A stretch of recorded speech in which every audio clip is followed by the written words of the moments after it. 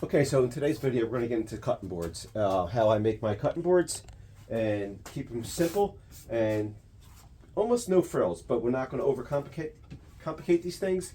And we're going to make multiple cutting boards. I like to make cutting boards with leftover cut-offs, other hardwood projects, whether it be maple, ash, cherry, walnut. Other woods you could buy, canary woods, purple hearts I like to use at times. But when I'm making cutting boards, I'm usually doing them as gifts. So I'm using up commissioning, buying lumber for these typically. Now, if somebody has a request, then I will go out and buy the lumber. If they want like a big board or something customized, then we will go out and buy the lumber for that. But most of these are just leftover cutoffs that we have, and we're just going to use these and keep kind of standard size. They're a little different thicknesses and sizes, but for the most part, try to keep them around the same dimensions.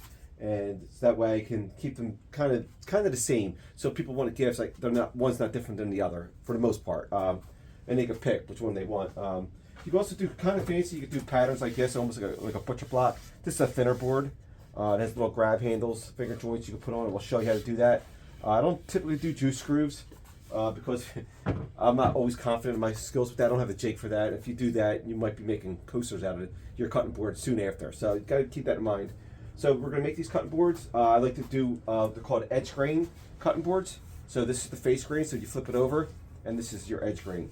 You can also do end grain cutting boards. We'll get into the difference between the three types and which one's the best. I like to use edge grain because it's simpler for me since I don't have a drum sander, and that's one of the reasons. If you have a drum sander, edge grain is probably the most expensive board you can make. You can charge more money. It's a little more labor. It's a way tighter grain. And it just works. They don't look as good as to me, but they definitely are more sturdy board. So let's get into what you need. So a couple things you're gonna need. If you're like say a new business doing this and you're just doing this as a hobby, or you're just starting out, you're definitely gonna need obviously your materials, your woods, your different types of woods, measuring devices, sanders, glue, belt sanders is a good one to have, hand planes. I like to use hand planes. They're good to have. Table saw. I think you really need a table saw. I don't think you can do without one. You can use a track saw or a circular saw, like one of these with a straight edge. But I would recommend having a table saw for these. Another thing I would recommend is if you're not going to use a circular saw, a miter saw would be good for getting your rough measurements. And then the other two things I think that are vital, especially if you're going to sell these things, are going to be a planer and a jointer. If you have a drum sander, it's even better. Obviously, you need your shop vacs and everything like that. And if you're going to put bottom feet on, like I do, you don't always have to do that, but I like to put like little neoprene rubber feet on.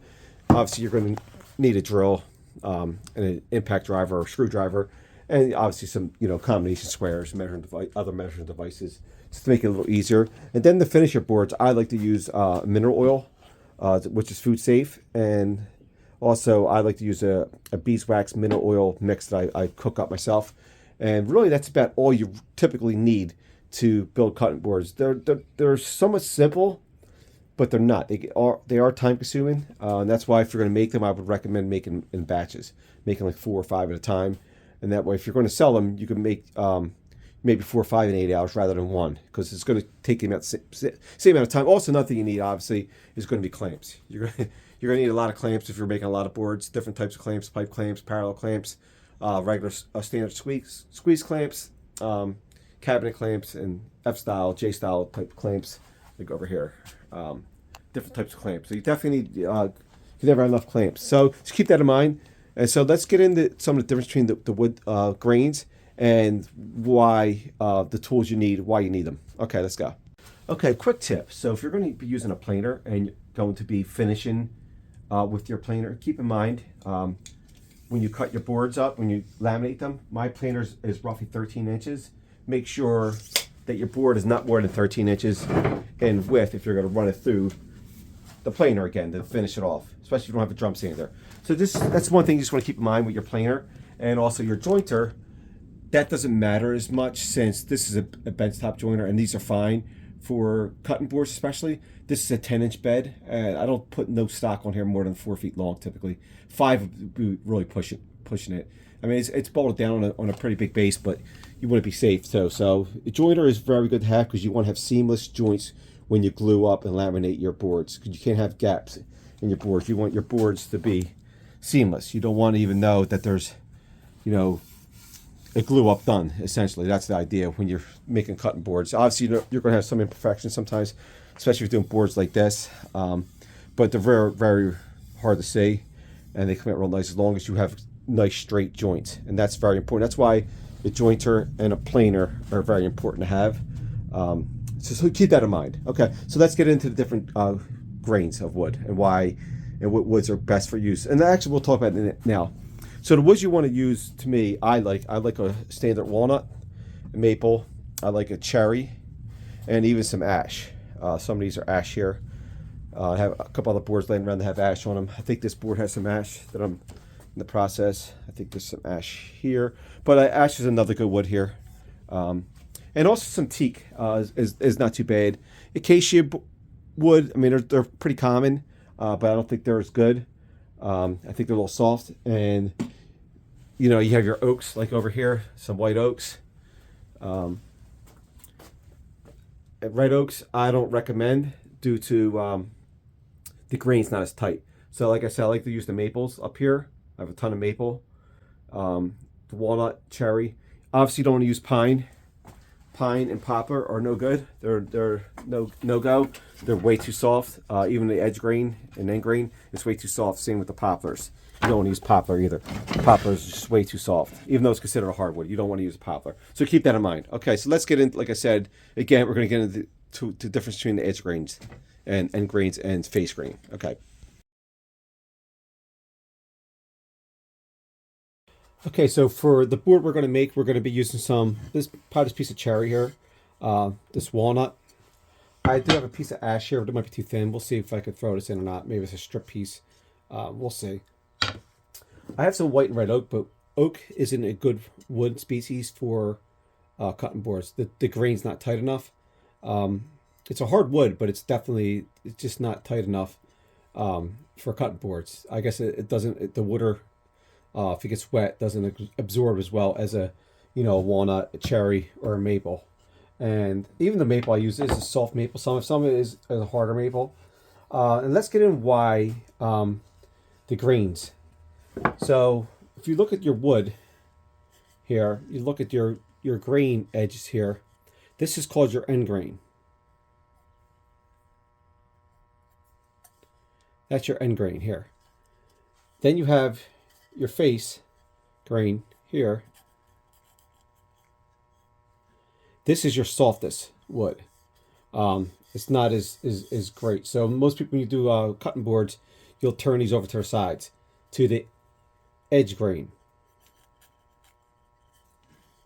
The edge grain is what you want to use typically, or your end grain. End grain is a little harder to do. If you don't have a belt sander, it definitely I don't like doing these because I don't have a belt sander. I have access to one, but I don't have one, and it's a lot of work to really manually sand these things. So I typically will use the edge grain here. So you just, when you cut your wood down, you'll flip it up. This will be your right side up. This will be your upside. So this is a little tighter grain, so it just gives you better results on your cutting board. Like if you look at this board here, the face grain is actually on the side. And then the edge grain is on the top now, facing up. And then you have your edge grain here. These are the most ideal. These are your tightest grains and your strongest cutting boards. That's why these are usually the most expensive. So if you have a good system for that, that's the way you want to go. You can sell more. I don't think they look as nice, but they're definitely it's definitely a more sturdy board. So let's get into the build process now. Okay, so first thing I'm going to do is start cutting some of this lumber up to the rough length. So this board's going to be about roughly 16 by 12 and about 1.5 inches thick when it's all said and done. Hopefully that's the plan. So we're going to cut these at, so this board is 36, we're going to cut these at 18, just have the extra wiggle room here in case we want it. So we'll cut these roughly at 18. So we get two pieces here.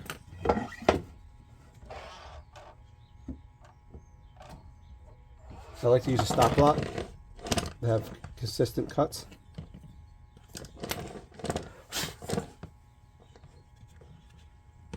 Doesn't have to be perfect because we're going to cut it all again later to the final size when after it's all laminated.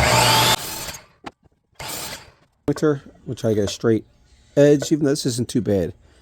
We'll run it through once before we take it to the table saw. There's a little gap down the bottom here, so we'll try to straighten it out a little bit, and then we'll run these through the table saw. So I like to run everything through the joiner first so I have a straight edge against the fence.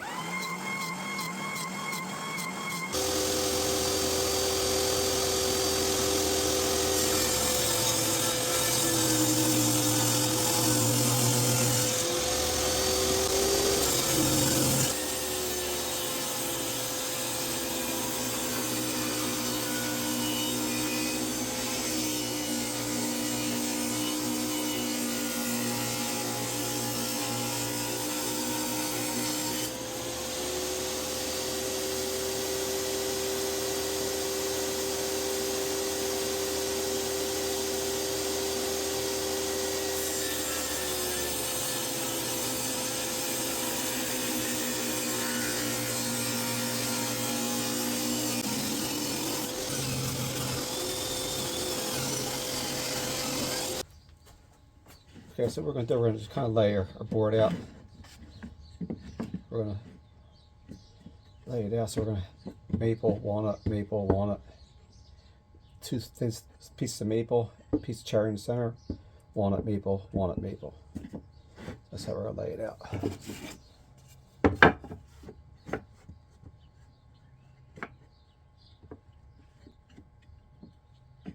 All right, so next thing I like to do, I like to mark the tops or even the bottoms, but I want to make sure these the sides are going to be facing up.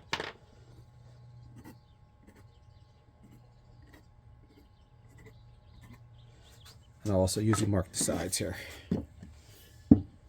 See that?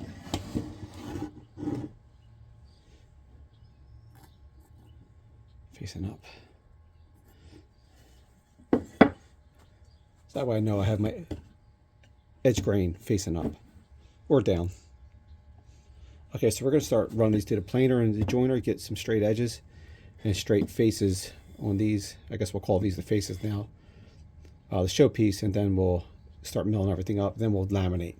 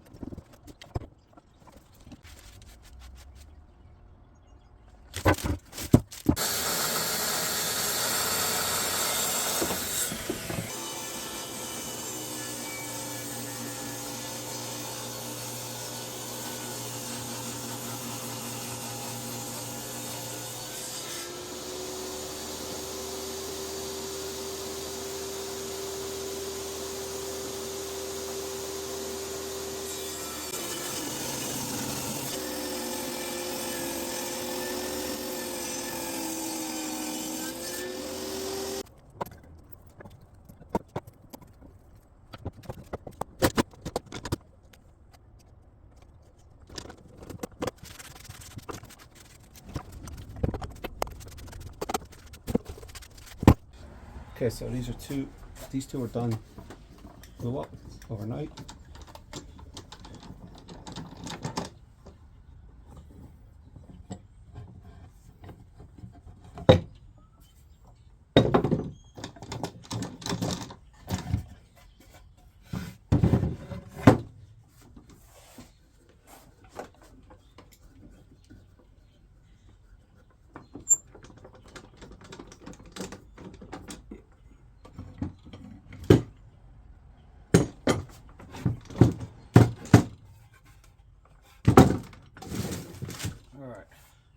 So we're gonna run these through the planer now, getting in the final thickness. Then we'll come to the final length.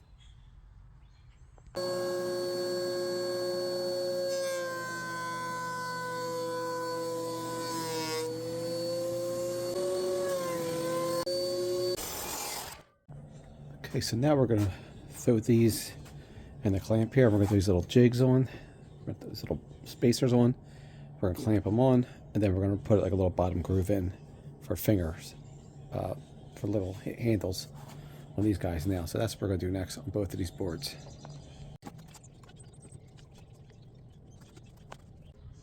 So as I'm gonna do, I'm gonna use a little trim router with a cove bit, and this will cut the groove in the bottom for like a finger holder, like for your fingers to hold the bottom of the board. So some people put juice grooves in. I typically don't do that. Let's put these little finger grooves in, then we'll put the feet on the bottom. Then we'll sand these up and put some finish on. These will be done.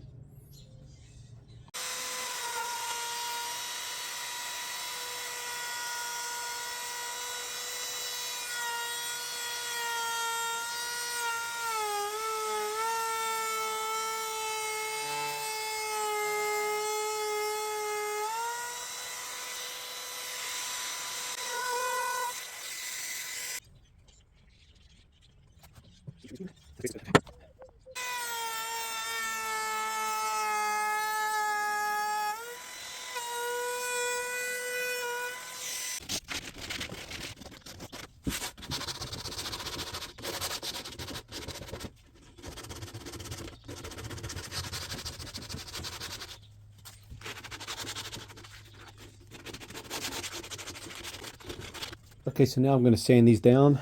I'm going to work up to my grit. I'm going to start with a 60 grit here, and then we're going to work up to 80, then we're going to 100, and then 120, and then maybe up to 150 to 180.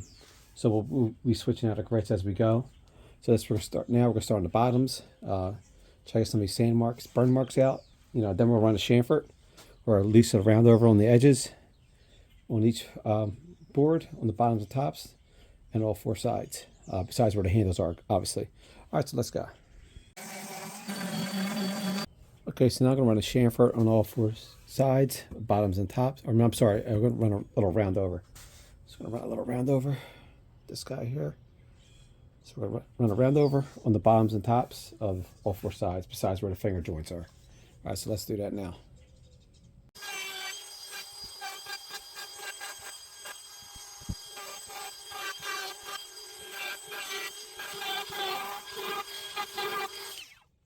Okay, so I have a tiny little crack here on the edge.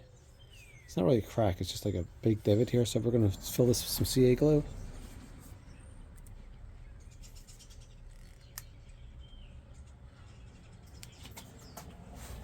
Spray it.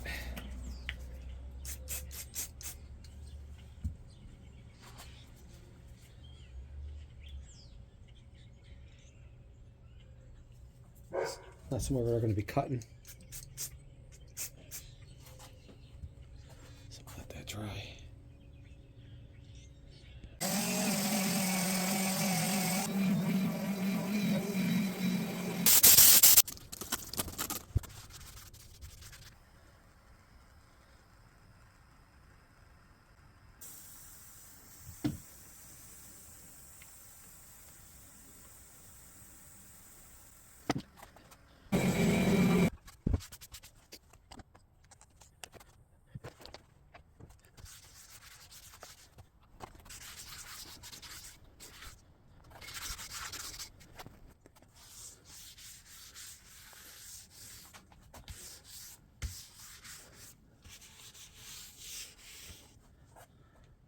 Let these dry.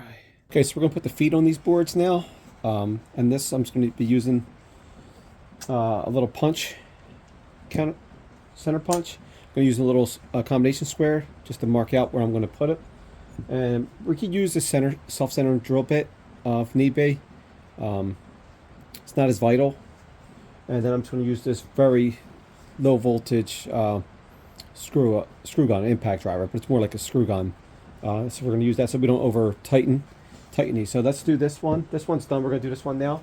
And I'm just going to go in detail, at least on one of these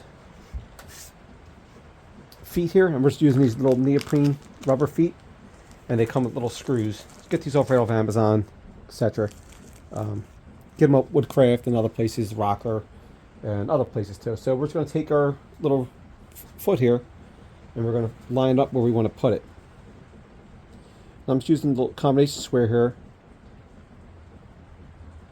about 1/4 inch from the edge here. So I'm going to use my little center punch here. Just going to pop it in. And then I could really just, you could use just regular drill bit, or just start a little hole there. So now we're going to take our foot. I like to put the screw in there first, and then just put the screw right in the hole there. That way I know I'm lined up. And then I'm just going to screw it in. And this impact ensures that I don't over tighten it. Not that I can split something this thick, but just in case. And there we go, voila. I'm just going to repeat this 3 times.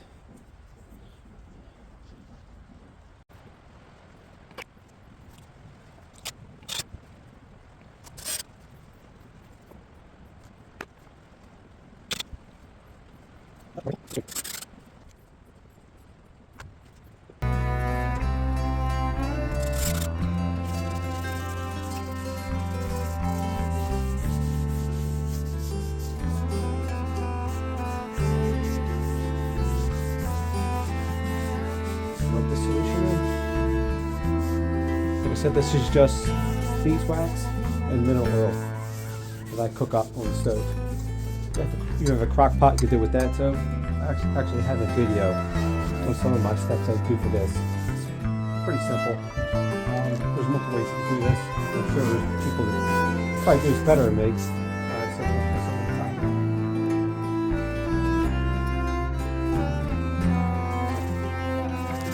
I like to just do simple walnut and maple, or cherry. I just like those 3 woods the best when it comes to the cotton boards. I sometimes use Purple Heart, Canary wood, stuff like that. They're cool looking, but I just think these are just classic, and I think they're easier to sell because they're not overcomplicated. If you want to sell these,